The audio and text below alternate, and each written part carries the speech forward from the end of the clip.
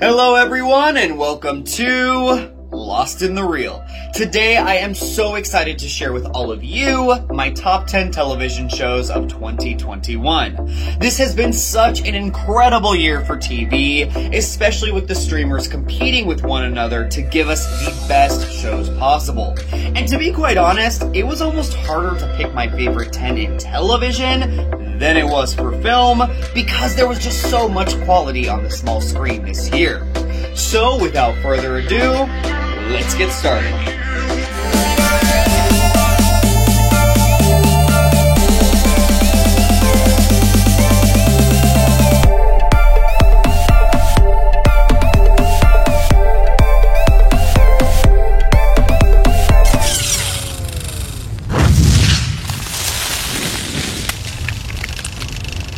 So let's get it all started with my number 10, which is the limited series Dopesick on Hulu.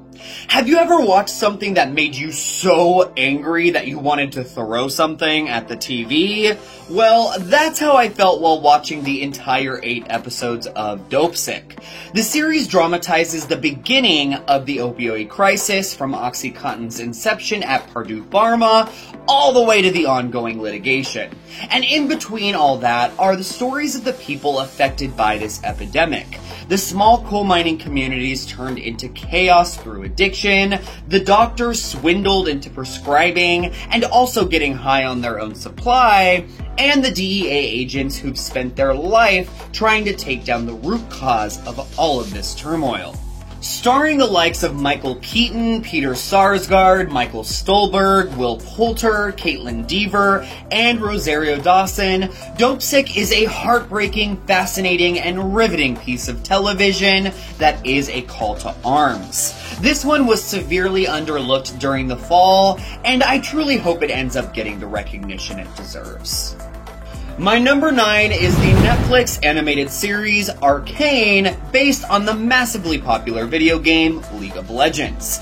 And while those words probably don't inspire much confidence, count this series as the best adaptation of a video game ever. By a long shot.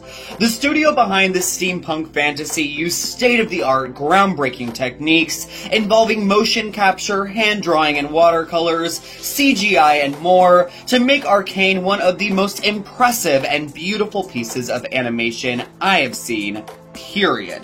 And that would honestly have been enough to keep me watching, but this is an action-packed, mature, and thought-provoking show with a wonderful cast of characters and an endless array of imagination to boot. The recently announced Season 2 cannot come soon enough. Next up is my number 8, which is Apple TV Plus's Physical, starring Rose Byrne. This 80s set series about a woman taking her life back into her own control by starting a video fitness empire will not be for everyone.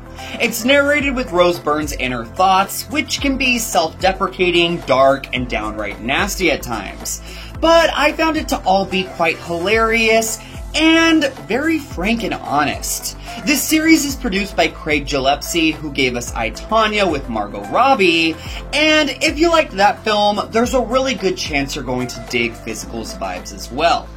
What really sets this show above the rest, however, is the magnetic, all-in performance from the incredible Rose Byrne, who has never been better.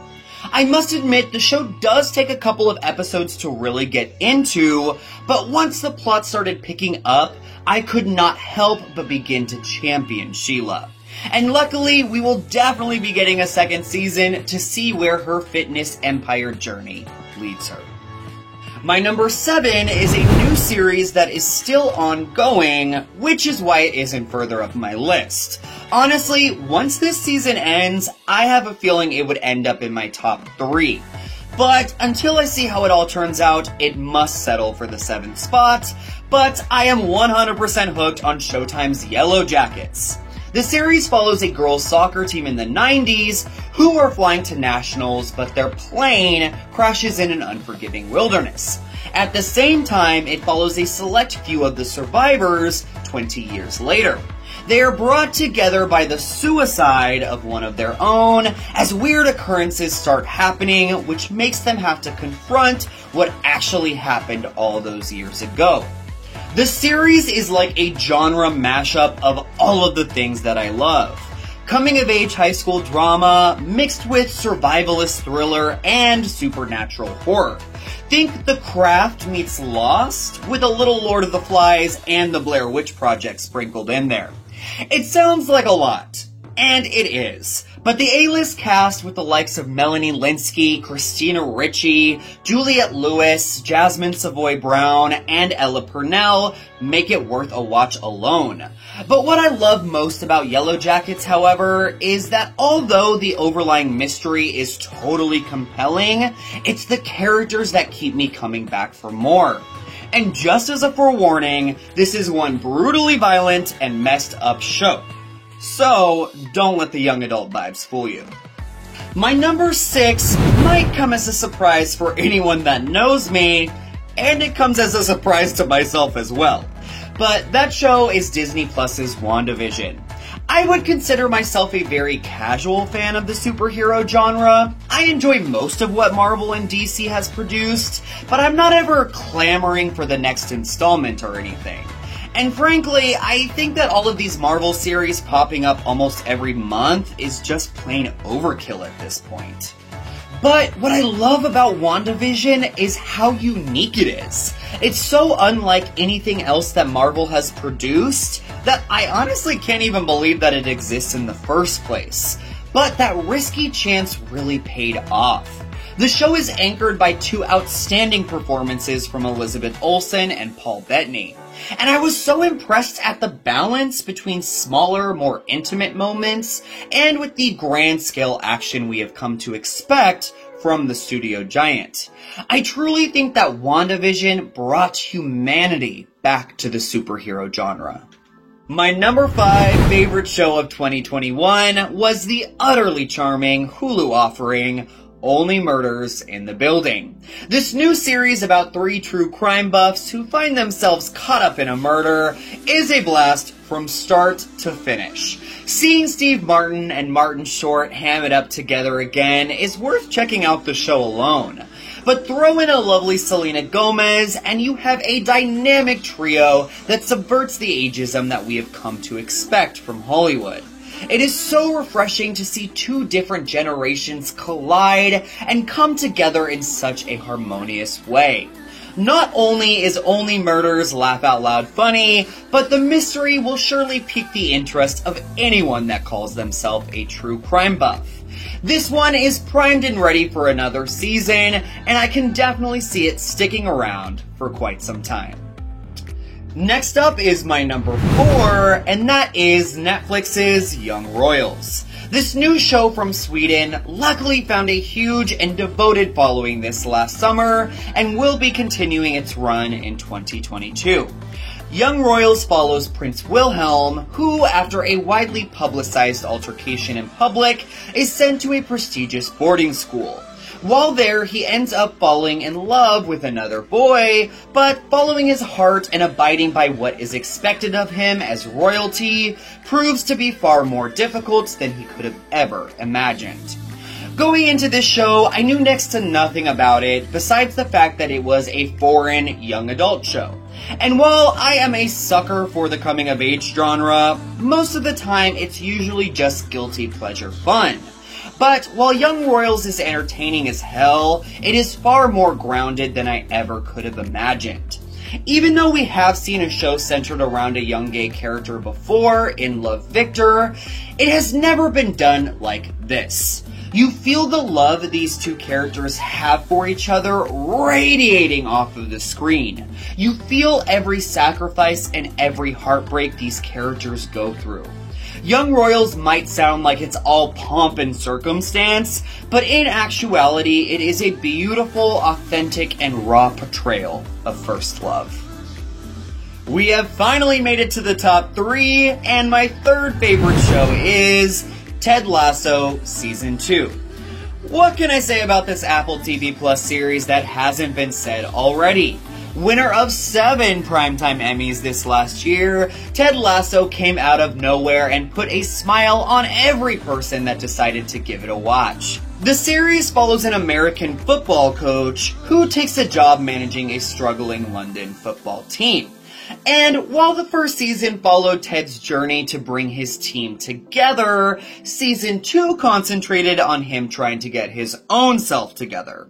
The show tackled issues of mental health in such an honest way, all the while still keeping the laughs and crowd-pleasing coming. It was a joy to get to see some beloved supporting characters get their time to shine, like Sam and Danny Rojas, as well as the welcome addition of Sarah Niles as Dr. Sharon, the new team therapist. My only qualm in this second outing was seeing one of my favorite characters go down a villainous path, but that can always be mended in future seasons. Ted Lasso is the antidote to all of the negativity surrounding us in the real world, and will make you look at the world in a glass half full type of way. We need more entertainment like this in our lives. Now we have my number 2 pick, which is HBO Max's The Other Two, Season 2. This despicably underrated series began its life on Comedy Central and was doomed for cancellation until HBO Max swooped in and saved it. And thank God, because it would have been a crime to humanity if this show never found its audience. And luckily, it is finally gaining some recognition and was picked up for a 3rd season. The Other Two follows 2 20-something siblings trying to find their place in the world, all while navigating their younger brother's rise to fame as a global pop star. The 2nd season throws the titular Other Two into an even crazier tailspin as their mother, played by the hilarious Molly Shannon, gets her own talk show. The Other Two is a biting satire of the entertainment industry that takes no prisoners and is exhilaratingly frank and raunchy. Oh, also, it is easily the funniest piece of entertainment to grace our screens all year, and possibly this last decade. The comedy genre has been sputtering to stay alive and relevant, but The Other Two is here to save the day. Okay, so without further ado, we have my favorite show of 2021, which is HBO's The White Lotus. Love it or hate it, Mike White's dark comedy on human behavior got everyone talking this year. In 6 episodes, White transported us to paradise and made us cringe, boil with anxiety and rage, and laugh our asses off. Uncomfortably, of course.